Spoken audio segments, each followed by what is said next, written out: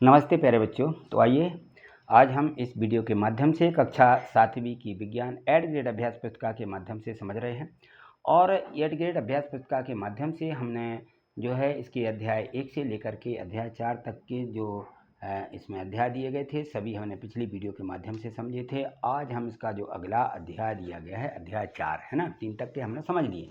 आज हम इसका अध्याय 4 समझेंगे, 4 को हम यहाँ देखेंगे। तो देखिए ये दिया गया है अध्याय 4। अध्याय 4 में दिया है अम्ल क्षारक और लवण। ठीक है, अम्ल क्षारक और लवण क्या हैं, क्या क्या हैं, कैसे कहाँ इनका उपयोग होता है, ये सब इस पाठ के में समझेंगे। तो पाठ के पूर्व की तैयारी भी इसमें कुछ दी गई है। इस प्रकार से देखें, भोज्य पदार्थों की यहाँ पे सूची दी है। तो यह नींबू का रस, संतरे का रस, सिरका, दही, इमली, शक्कर, नमक है ना, और आंवला, खाने का सोडा, अंगूर, कच्चा आम, खीरा, तो ये सब दिए गए हैं।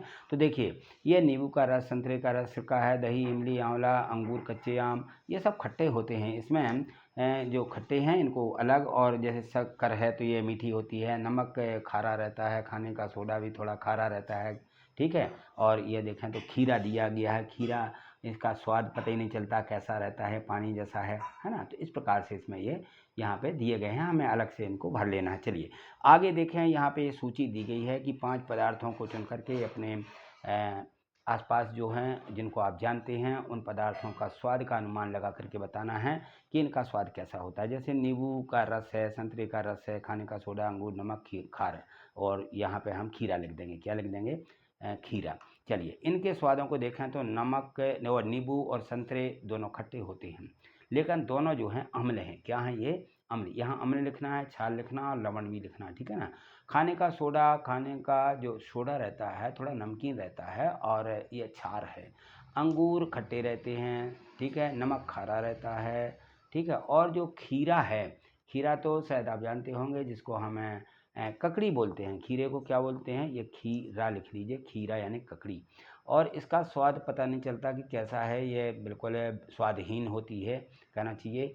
और इसमें जो है स्वाद, वैसे हम इसमें नहीं लिख सकते कि इसका स्वाद क्या होता है। ठीक है, चलिए यहाँ से देखिए, यहाँ प्रश्न एक, यहाँ से वस्तुनिष्ठ प्रश्न दिए गए हैं कि सही विकल्प चुन करके लिखिए। तो इसमें है कि चींटी के काटने पर वह हमारे शरीर में कौन सा अम्ल छोड़ती है? तो जो चींटी रहती है फार्मिक अम्ल छोड़ती है। कौन सा? फार्मिक अम्ल। वे पदार्थ जो जिनका स्वाद खट्टा होता है, वे पदार्थ है जो रहते हैं, ऐसी इनकी रासायनिक प्रकृति क्या होती है? तो इनकी रासायनिक प्रकृति जो है अम्लीय होती है। ए में दिया गया है, ठीक है ना।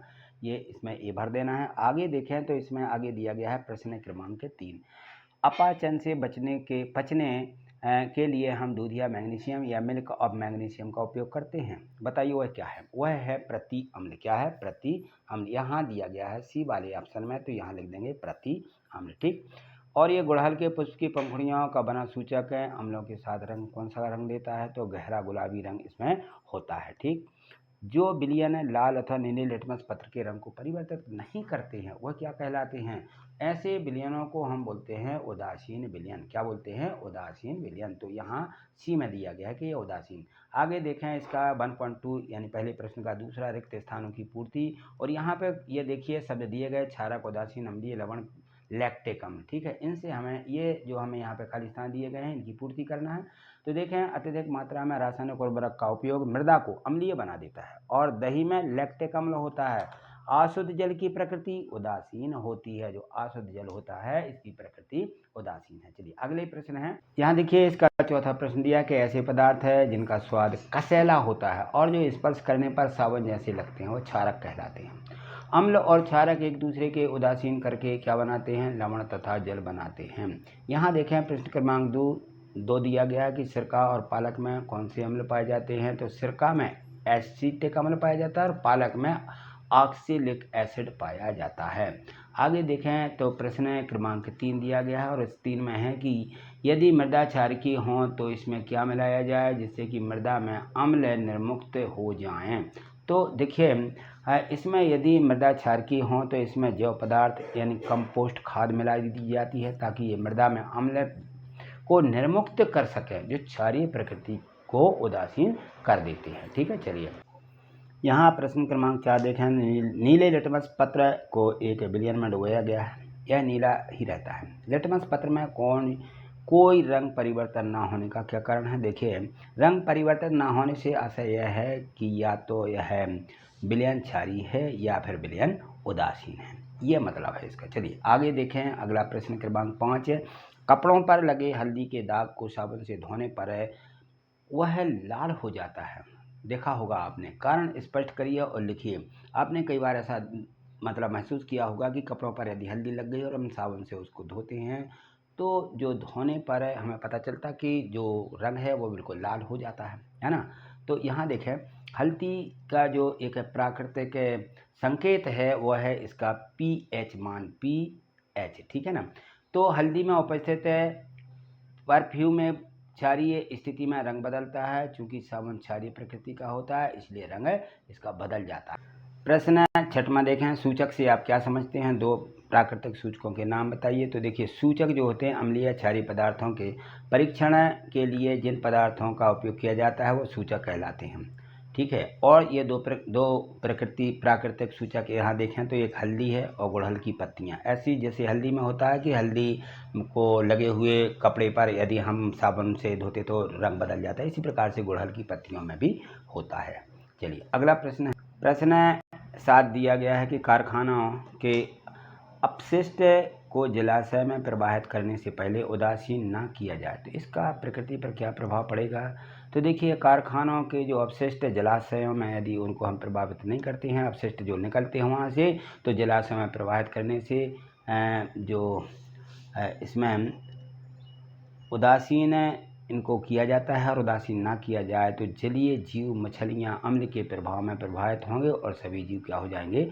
मर भी सकते हैं, ठीक है ना। इसलिए इनको क्या किया जाता है? बड़े जलाशय में प्रभावित करने से इनको वहाँ पे रोका गया है कि इनको यहाँ प्रभावित मत कीजिए, ठीक है, कारखानों के जो अवशिष्ट पदार्थ निकलते हैं। चलिए यहाँ देखें, प्रश्न क्रमांक 8 दिया गया है कि अम्लीय विलयन से हल्का गुलाबी रंग का विलयन कैसे प्राप्त करेंगे? अम्लीय विलयन में ड्रॉपर की सहायता से सोडियम हाइड्रोक्साइड की कुछ बूंद डाल करके धीरे धीरे हिलाते हैं और विलयन का रंग हल्का गुलाबी हो जाता है। विलयन या है ये यौनयन, विलयन का रंग हल्का गुलाबी हो जाता है और वह हमें हल्का गुलाबी रंग का विलयन प्राप्त होता है, ठीक। अगला प्रश्न क्रमांक 9 देखें। इसमें दिया गया है कि लिटमस पत्र के द्वारा, जो लिटमस पत्र होता है उसके द्वारा आप अम्ल व क्षारक की पहचान कैसे करेंगे कि अम्ल कौन सा, क्षारक कौन सा? जो नीले लिटमस पत्र को लाल कर देते हैं वो अम्ल हैं और जो लाल लिटमस पत्र को नीला कर देते हैं वो क्षार कहलाते हैं। चलिए यहाँ पे प्रश्न क्रमांक 10 दिया गया है। यहाँ इसको देखिए, इसमें है कि बुझे चूने के जो पानी रहता है, चूने के पानी में तनु सल्फ्यूरिक अम्ल मिलाया तो इसमें होने वाली अभिक्रिया कौन सी अभिक्रिया कहलाएगी तथा इसमें क्या क्या उत्पाद प्राप्त होंगे?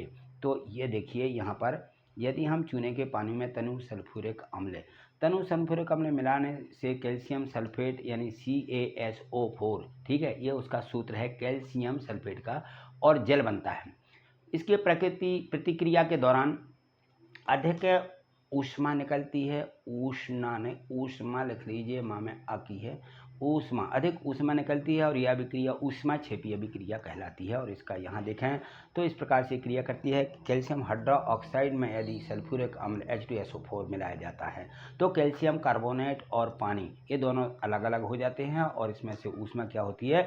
निकल जाती है बाहर, इस प्रकार से, ठीक है। ऐसा तीर का निशान भी इसमें बना सकते हैं। चलिए अगला प्रश्न देखें। यहाँ देखें प्रश्न क्रमांक 11 निम्नलिखित तालिका को पूर्ण कीजिए। इनमें दी गई है कि क्षारक का नाम और ये किस में पाया जाता है। तो देखिए, कैल्शियम हाइड्रोक्साइड चूने के पानी में पाया जाता है, अमोनियम हाइड्रोक्साइड क्लीनर में, और सोडियम हाइड्रोक्साइड, पोटेशियम हाइड्रोक्साइड इसमें साबुन में, और मैग्नीशियम हाइड्रोक्साइड जो होता है दूध या मैग्नीशियम में पाया जाता है। चलिए आगे देखें, अगले दीर्घोत्तरीय प्रश्न है। यहाँ से प्रश्न क्रमांक 12 दिया है कि अम्लीय वर्षा से आप क्या समझते हैं। तो ये अम्लीय वर्षा क्या होती है और किस प्रकार किस कारण होती है, इसके हानिकारक प्रभाव भी लिखें। तो यहाँ देखिए, अम्लीय वर्षा जो होती है वो वातावरण में अधिक CO2 यानी कार्बन डाइऑक्साइड, क्या?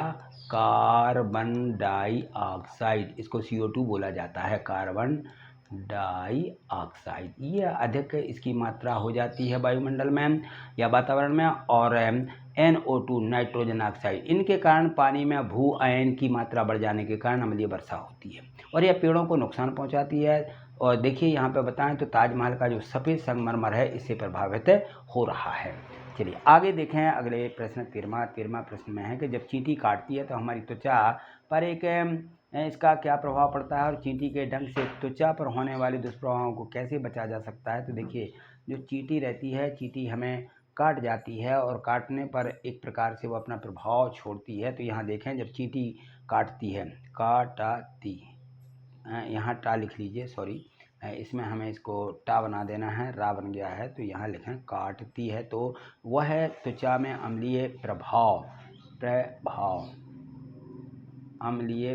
डालती है और या देती है। तो डंक के प्रभाव को कम करने के लिए उस जगह पर नमी युक्त खाने का सोडा अथवा कैलेमाइन विलयन, इन दोनों को मिला करके उनको उदासीन किया जाता है। तो वो जो चींटी काटती है फिर वो दर्द नहीं करता। ठीक, चलिए यहाँ देखें बा में दिया है कि अम्ल और क्षार में अंतर बताइए। तो अम्ल स्वाद में खट्टे होते हैं, नीले लिटमस पत्र को लाल कर देते हैं, ये आपको लिखना है। और क्षार जो होते हैं स्वाद में कड़वे होते हैं और लाल लिटमस पत्र को ये नीला करते हैं। बस दोनों की प्रकृति अलग अलग है। अगर हमारे पेट में भोजन को पचाने के लिए अम्ल तैयार होता है तो बाजार में उपलब्ध कार्बोनेटेड पेय उस अम्ल पर क्या असर डालते हैं। अगर उन्हें खाली पेट पिया जाए तो क्या होगा। देखिए जब कभी भी हम इस प्रकार के कार्बोनेट पेय या अम्ल जो रहते हैं हम उनको बाज़ार में जा कर के ग्रहण कर लेते हैं या उनको पी लेते हैं, है ना। तो देखिए ये जो कार्बोनेटेड पेय आमाशय में अम्ल की जो आवश्यकता से अधिक मात्रा होने से ये अपचित हो जाते हैं, यानी पचते नहीं हैं। और ये अपचन से मुक्ति पाने के लिए हम मिल्क ऑफ मैग्नीशिया जैसे पदार्थों का उपयोग करते हैं। खाली पेट पीने से यह पाचन क्रिया पर प्रभाव डाल सकते हैं। इसको हमें लिखना है मिल्क मैग्नीशिया, ऐसा हिंदी में लिख लीजिए, मिल्क